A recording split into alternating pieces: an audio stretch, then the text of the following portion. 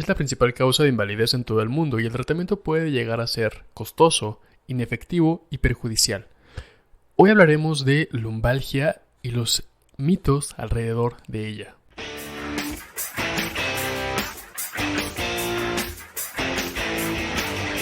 Bienvenidos al podcast Glucosa 6, Salud y Fitness. El mantener un estilo de vida sano trae consigo beneficios de salud y hasta económicos, pero sobre todo disminuye el riesgo de muchas enfermedades. También existen mitos alrededor de este tema, y es por esto que hago este podcast, para informarte y ayudarte en el camino a tomar mejores decisiones. Y hablaremos sobre lo más nuevo y efectivo para que mejores tu día a día. Soy Cristian Marín y seré tu anfitrión en este programa. Y sin más preámbulos, iniciemos.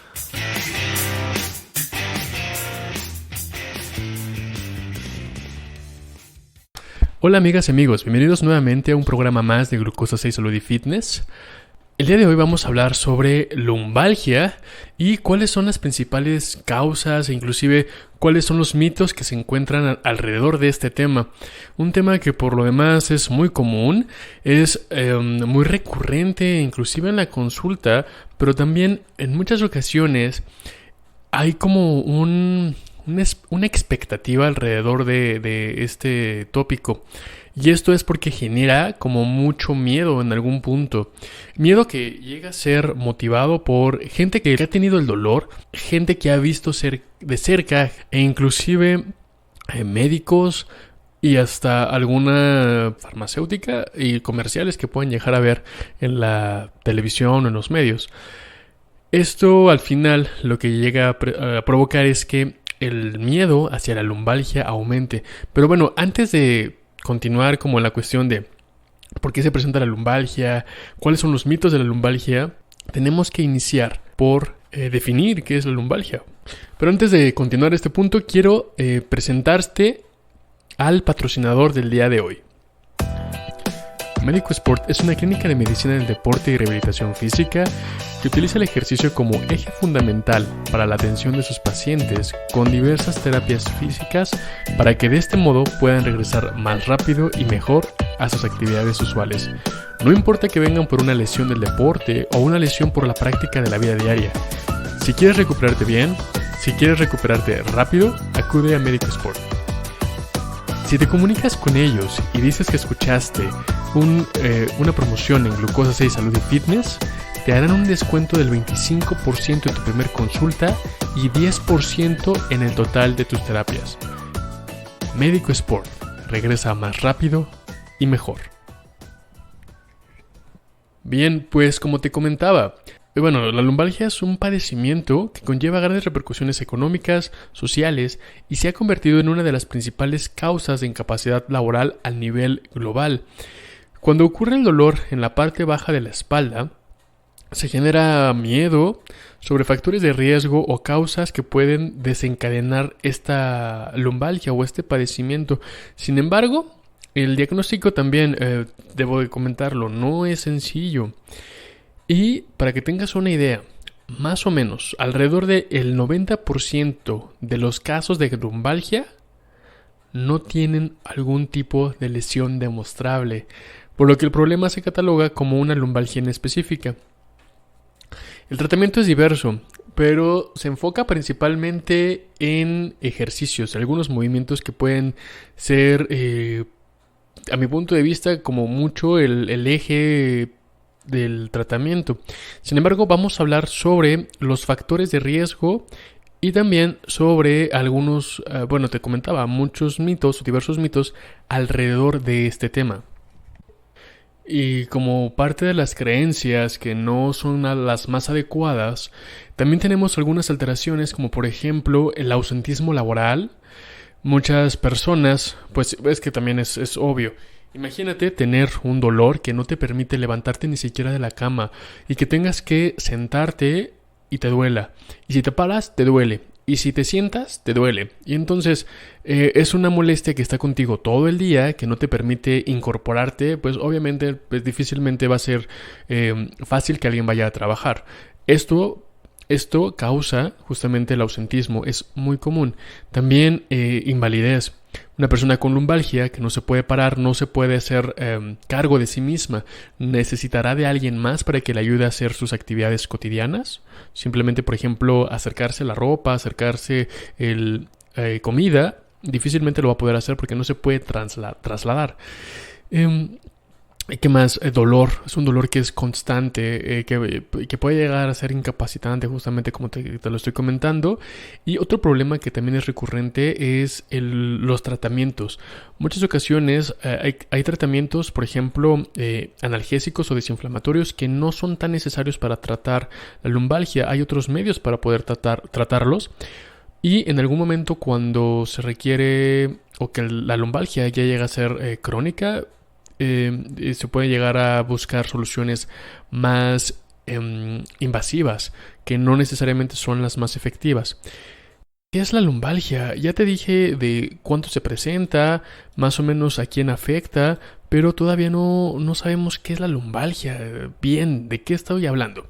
Mira, la lumbalgia es lo mismo que el dolor de espalda bajo. Para detectar el lugar donde se puede llegar a presentar la lumbalgia, y que ya ese es el nombre principal, ya después podemos ponerle algún apellido para conocerlo. Puede ser una lumbociática, puede ser una lumbalgia crónica, una lumbalgia mecánica, etcétera. Hay diferentes tipos. Vaya, no es un programa para doctores, es un programa para pues a quien le interesen estos temas. Es un tema que lo estoy manejando de forma abierta, por eso no quiero que quede un poco más claro como el significado del término lumbalgia, y de aquí en adelante lo voy a tratar así. Ahora, ¿en qué punto vamos a considerar que se puede llamar lumbalgia? Cuando el dolor, bueno, vamos a hacer esto. Tócate la espalda baja, ubica la última costilla.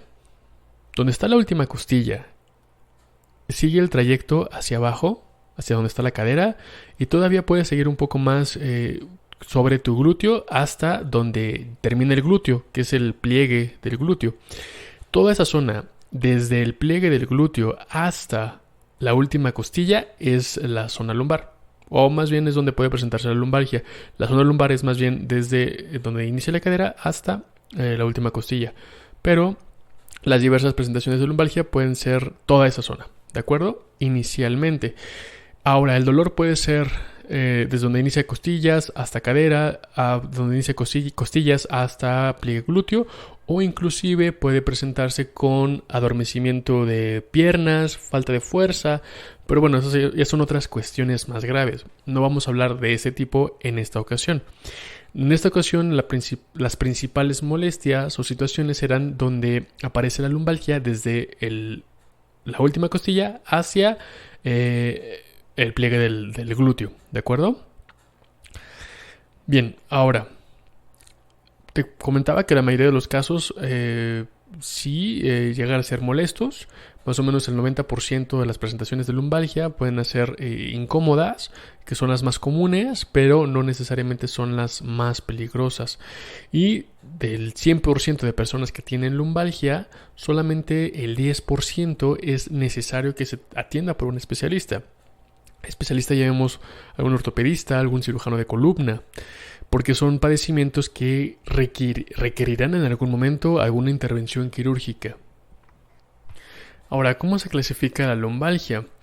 Esta va a estar en relación a la duración. De acuerdo a la clasificación, la lumbalgia se puede hacer o se puede clasificar, en relación a su duración. Por ejemplo, la lumbalgia aguda es de inicio súbito y dura menos de 6 semanas. La subaguda dura entre 6 y 12 semanas y la crónica se considera cuando tiene una duración de mayor a 12 semanas. Ok, una vez que llega alguien con lumbalgia, que se piensa si es aguda, si es crónica, lo siguiente será hacer como una evaluación física de la persona para pensar de dónde podría venir la lumbalgia.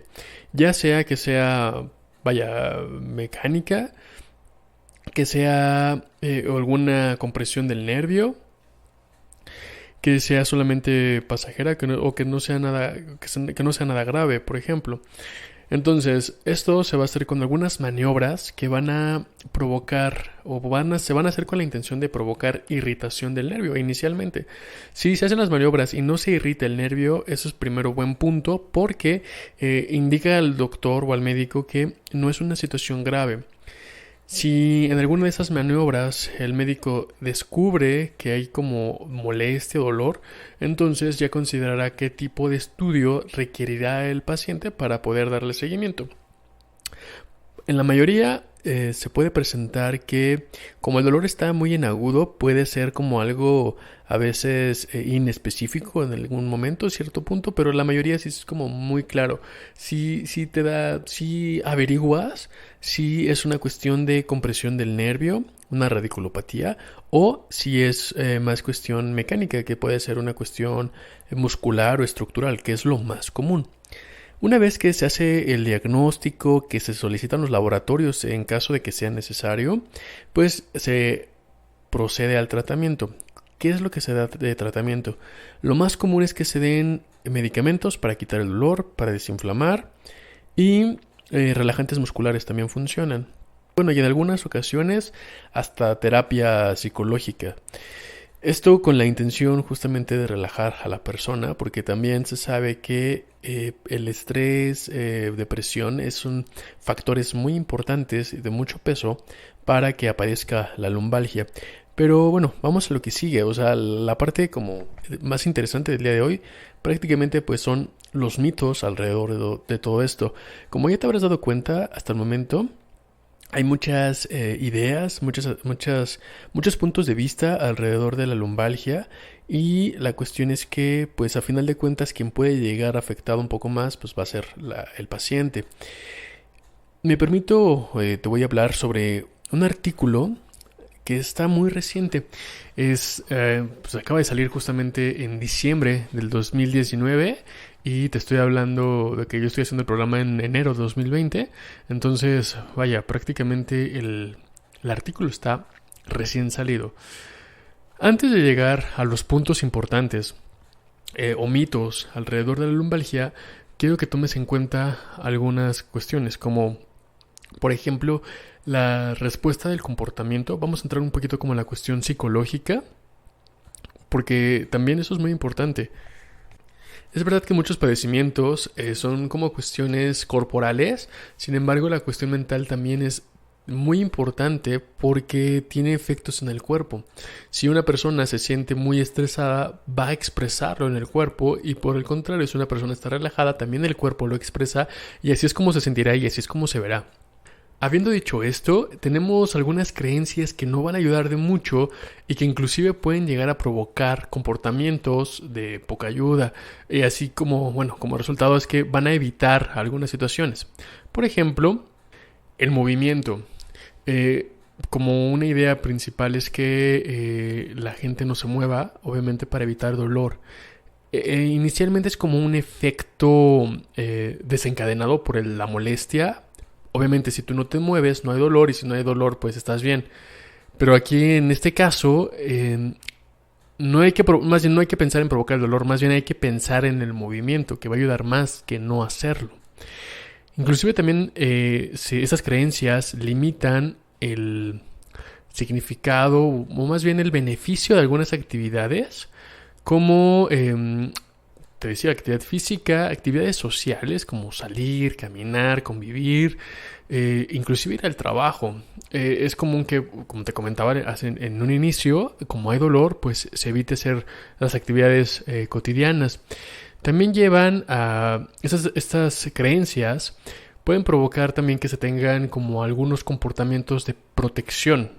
¿Cómo de protección? Por ejemplo, que tengas los músculos muy rígidos para evitar que te moleste más, que utilices fajas para evitar el dolor y que hagas movimientos muy lentos para evitar justamente que haya un movimiento rápido y se aumente la molestia.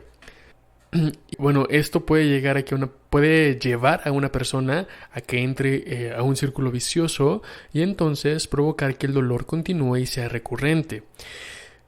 Si esto pasa, lo que continúa, o digamos, sí, lo siguiente sería buscar ayuda más, pues más fuerte, digamos, por ejemplo, alguna intervención más invasiva, alguna cirugía que tal vez en un inicio no fuera tan necesaria, inyecciones, terapias, también terapia pasiva.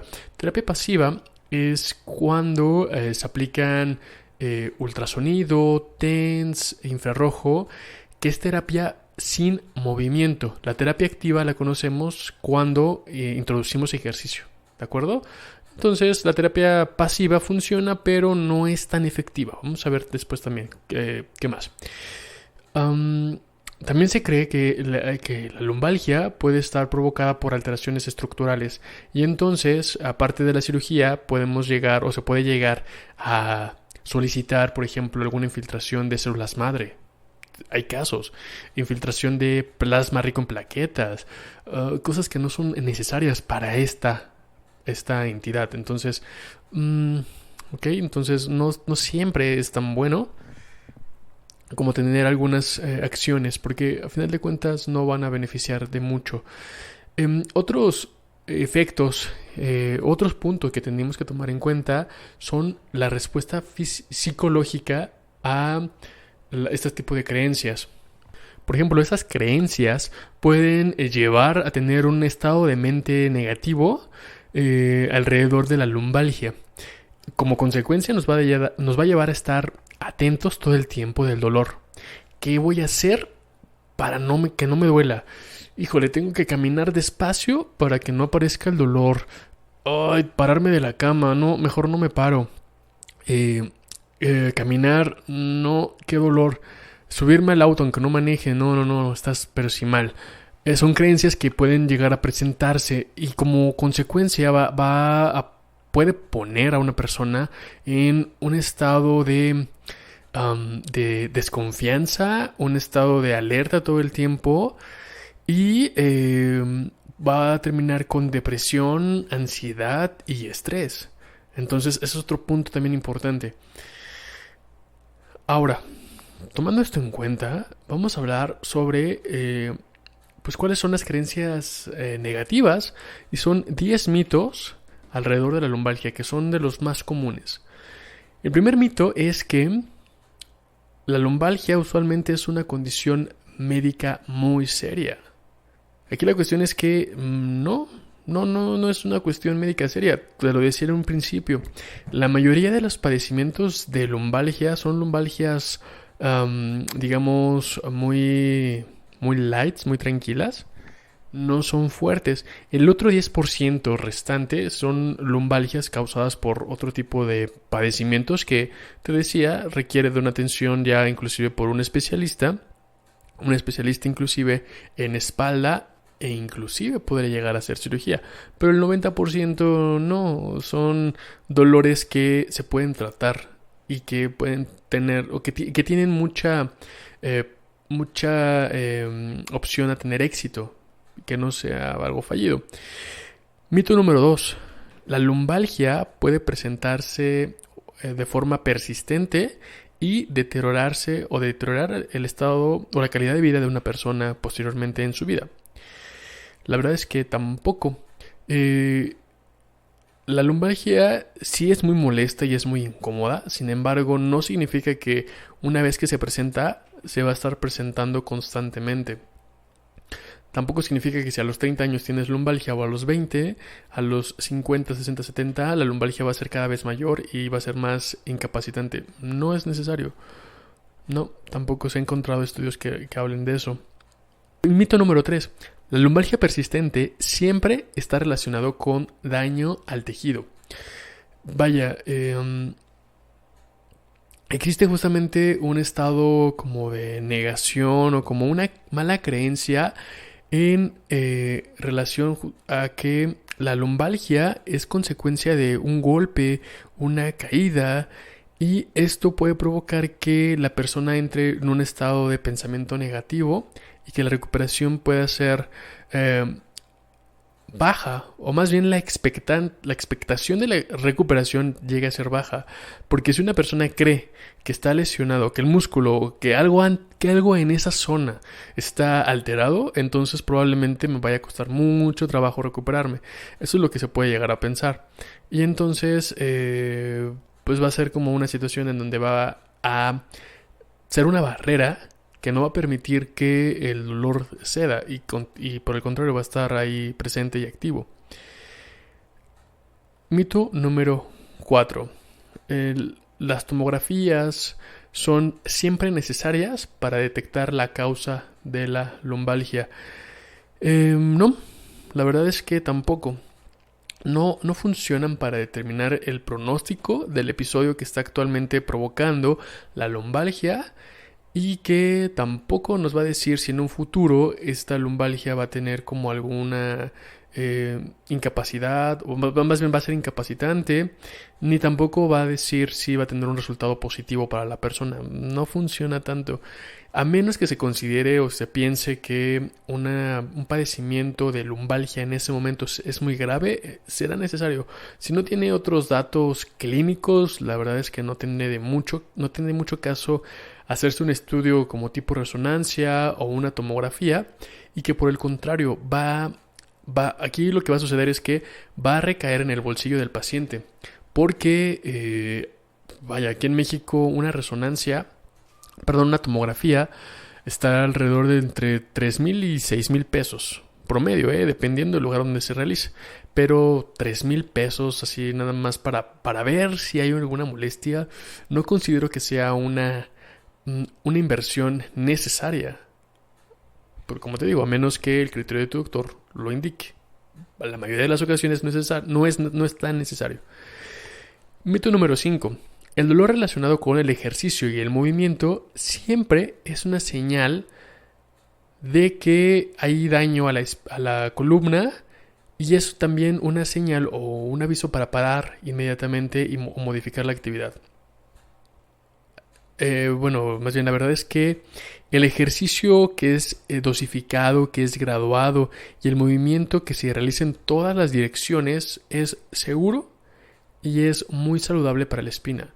De hecho, el ejercicio y la actividad es como el tratamiento angular o la piedra angular justamente de la recuperación de una persona con lumbalgia. Cuando una persona comienza a tener movimiento, la lumbalgia comienza a irse, comienza a desaparecer y se comienza a recuperar más rápido. Por esto es que no sucede, si no es algo grave, no habría alguna contraindicación para evitar el movimiento en la lumbalgia.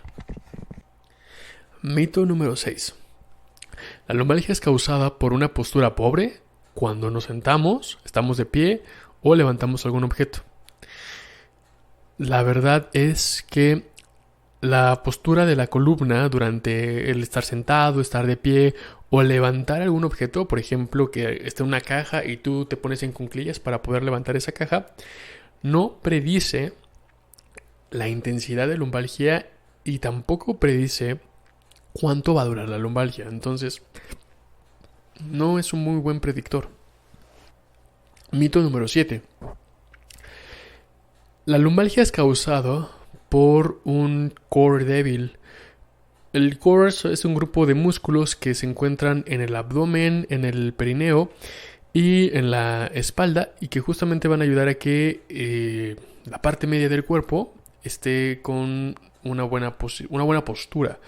Entonces el mito 7 dice que cuando está débil esta zona es el causante de la lumbalgia, y que se necesita tener un core fuerte para proteger al cuerpo frente a una futura lumbalgia. Lo que han encontrado los estudios es que un core débil no causa lumbalgia, y que algunas personas con lumbalgia tienden, por el contrario, a aumentar la tensión de sus músculos del core. Aunque esto es bueno para mantener el tronco fuerte, los músculos de esa zona que se mantengan bien, también es necesario relajarlos para que no estén tan tensos, porque eso también puede llegar a provocar alguna molestia posteriormente. Aquí lo adecuado sería tener como un equilibrio entre los músculos para que por una parte estén fuertes pero no estén tan tensos todo el tiempo. Y el mito número 8, cargas repetidas a la columna pueden tener como resultado una lesión al tejido, como una especie de desgarro. ¿Verdad? El movimiento de la espina y la carga para la espina es muy seguro y construye una resiliencia estructural cuando esto comienza a ir aumentando. ¿Qué significa esto? Que conforme le aumentamos el peso a la columna y que este peso es aumentado poco a poco, gradualmente, la columna se va adaptando y entonces es capaz de soportar este peso y cada vez será capaz de soportar más y más peso sin que se afecte. El aumento de dolor es un signo de tejido dañado y requiere reposo. De hecho, ese es el mito 9. ¿Okay? El mito 9, el hecho es que el aumento de dolor está más relacionado con el cambio en la actividad, con el estrés, con el cambio de humor inclusive, más que con alteración estructural. Entonces, recordemos que te comentaba previamente que habría que ver como el pensamiento que tiene una persona con lumbalgia. Si está pensando en que no puede hacer muchas cosas por el dolor, entonces va a entrar en un estado de estrés, se preocupa y continúa con el círculo vicioso de dolor. Mito número 10. Los tratamientos como medicación fuerte, ya AINES más potentes o analgésicos más potentes, inyecciones o cirugía son efectivos la mayoría de las ocasiones. Hecho. El tratamiento más efectivo para la lumbalgia relativamente es seguro y barato. ¿Esto en qué consistiría? Inicialmente educación para que los pacientes tengan inicialmente una forma de pensar más positiva. También una parte como una especie de coaching para pensar que vamos a salir bien, que el tratamiento va a ser el adecuado y que es una situación que no va a persistir por mucho tiempo, para también tener ese estado mental de forma más positiva, tener una salud mental, inclusive no caer en estrés. También transmitir a la persona que llegue a estar con lumbalgia que es pasajero, obviamente, pero que también no deje de hacer sus actividades, que haga todo normal, que haga actividad física, que haga ejercicio, actividades sociales, que continúe con sus hábitos de sueño, que no esté 24 horas en cama. Las 6-8 horas que descanse y el resto del día trata de hacerlo lo más normal posible. Que también no permita aumentar su peso, porque también esto puede provocar alguna incomodidad. Y que no renuncie, sobre todo, ¿no? No vaya a hacer que por el dolor o la molestia se le ocurre renunciar porque siente que ya no es capaz de ir a trabajar. Entonces eso sería lo peor que podría hacer una persona. Bien, entonces lo que te comentaba también en la cuestión del costo. Si no necesitan tratamientos fuertes, si no necesita inyecciones y si mucho menos necesita una cirugía, pues que no se estrese, ¿ok? Te lo vuelvo a repetir, esto lo va a decidir junto a ti tu doctor, nadie más. Sin embargo, pues sí busca que te den como, que te expliquen por qué si es algo grave, por qué podría suceder. Que, también quédate tranquilo, la mayoría de las ocasiones no es así.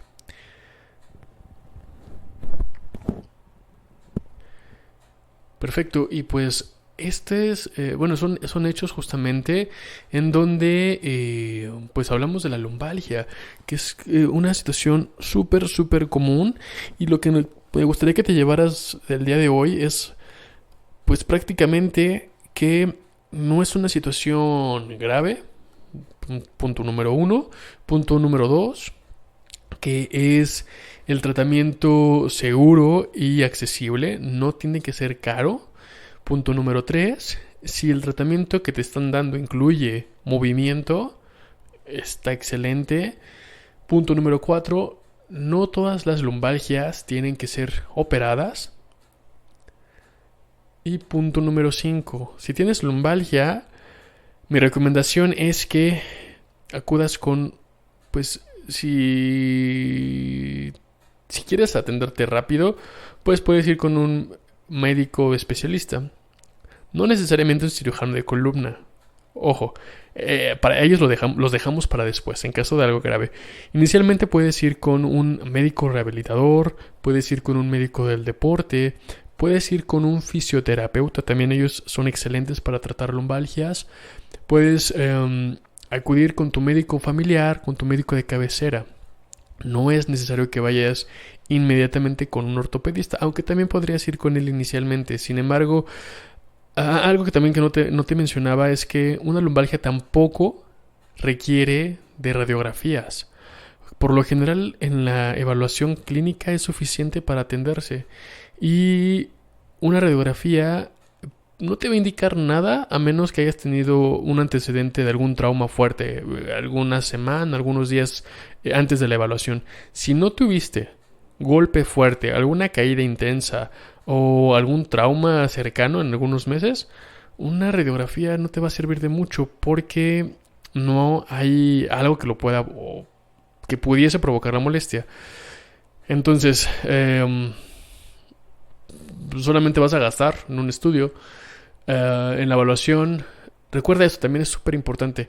He tenido casos en donde gente llega con estudios antes de la consulta y me dicen, bueno, se respeta, pero llegan diciendo, es que comencé con dolor de espalda, con lumbalgia, y me adelanté a la consulta, me tomé unas radiografías y vine para que las evalúe y aceleremos el proceso y todo.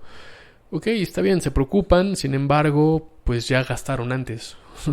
En mi caso, si hubieran llegado conmigo después de la evaluación, y obviamente pensando en una lumbalgia de las más comunes, de la mecánica, yo no le solicitaría un estudio de imagen, solamente con algunos cambios en los hábitos, unos cambios en los movimientos, tal vez algunas sesiones de terapia activa y listo.